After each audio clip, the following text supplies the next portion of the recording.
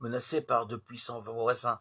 Akaz, roi de Juda, est dans une situation délicate, alors qu'il songe à une alliance diplomatique.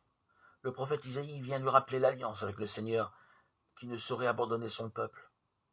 Invité à demander un signe de la protection divine, le roi feint de s'abstenir par respect, en fait, pour éviter de subordonner au ciel son pouvoir terrestre.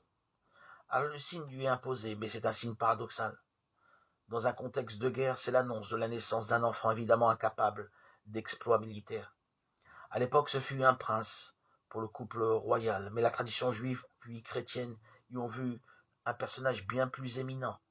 Son nom est une promesse, Emmanuel, Dieu avec nous. Sans doute Dieu a toujours été avec son peuple depuis qu'il l'a libéré de la servitude et lui a donné une terre.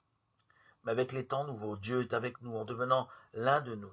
Son propre fils prend chair dans le ventre d'une femme, comme chacun de nous. La naissance virginale est le signe de l'intervention de l'esprit, mais c'est bien au sein d'une famille humaine ordinaire que Jésus grandira, rempli de foi et d'humilité. Marie puis Joseph n'ont pas besoin d'un signe pour accueillir le projet d'amour de Dieu et y collaborer par toute leur vie. C'est avec eux et grâce à eux que Dieu avec nous devient possible. À leur exemple, préparons notre cœur à accueillir avec émerveillement l'enfant du mangeoire, signe bouleversant et paradoxal de la puissance du salut.